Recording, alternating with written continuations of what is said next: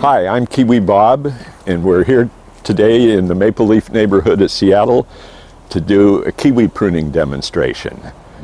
This is Actinidia arguta. It has a small smooth-skinned fruit that is actually a berry, as are all of the Actinidia species. And when they mature, will be green on the outside and green flesh on the inside. Very similar in cross-section when you cut them to the common fuzzy kiwi fruit. This is the summer kiwi pruning. It's the less important of the two prunings that you need to do each year on your kiwi vines. The most important being the winter pruning, where you can actually get in underneath the vine and throughout and see what you're doing because the leaves have fallen. In terms of pruning, I go through a methodology each time that I do it. The methodology starts by giving the vines a pruning that I call a haircut back to the limits of their trellis. Both the vines that you can see that are coming out here beyond the trellis and the ones that are shooting up for the sky. The second pass through, you want to go through and prune out any severely twisted wood or dead wood, and you will see in the course of our pruning today some severely twisted wood. And the third pass, which is most important in your dormant season pruning in the winter, is going to be to prune it for shape so that you get the vine trained to grow the way it will produce the most fruit. You need to have sharp pruning tools, good hand clipper, and some eye protection so that you don't get junk in your eyes as you're working underneath the vines.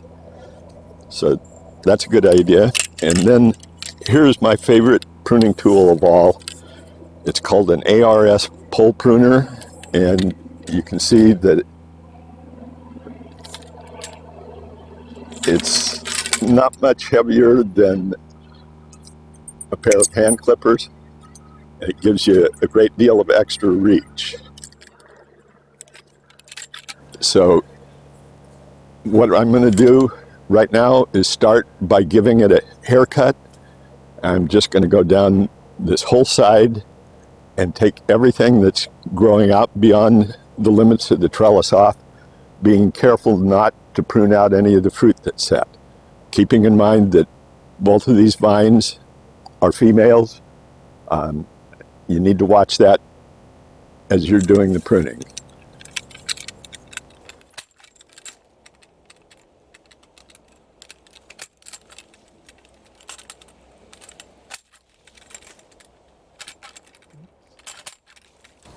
Some people recommend cutting back the male severely after it's blossomed.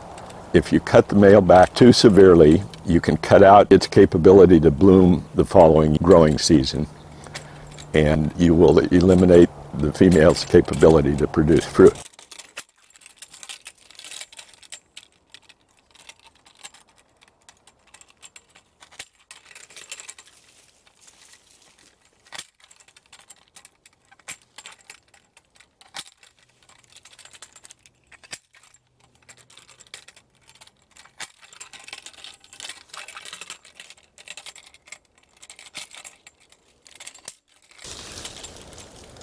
You'll notice in this one right here, this is this year's growth. It's been pruned off right up here already this year, and this is new growth that's occurred since then.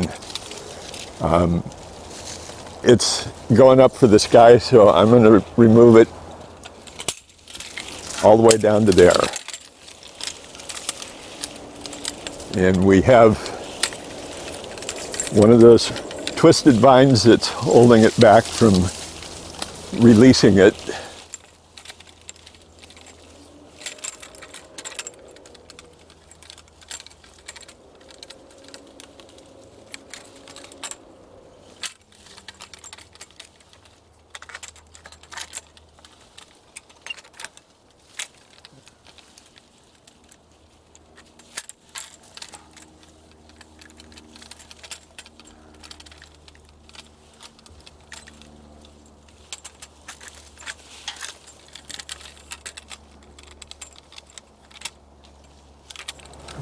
gonna have to cut it off there and deal with it later on.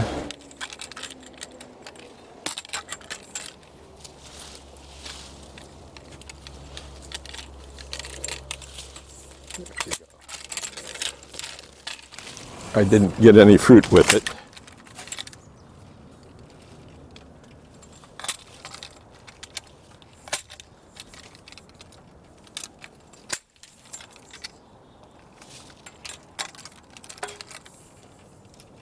We've gotten most of the growth that was beyond this side of the trellis trimmed back, and some of it that's going up for the sky. The only reason for leaving these lower lying vines is that I'm trying not to prune out the fruit that's already set. And you can see that we have clusters down here. So I'll be leaving that, and those vines that are hanging down below the trellis now will be taken care of during the winter pruning, when you can see what you're doing and you don't have to deal with the fruit because you've already harvested it.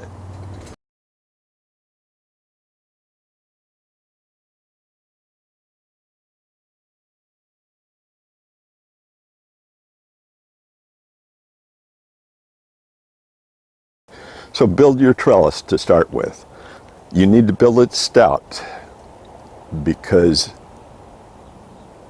Actinidia deliciosa is capable of producing around 300 pounds of fruit on a single female vine in a year if it has an adequate canopy to grow on.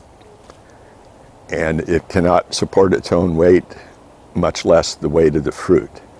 So build it stout, build it of durable material, and again, you want to be far enough above your head that you can stand and comfortably pick and prune from the same standing up level.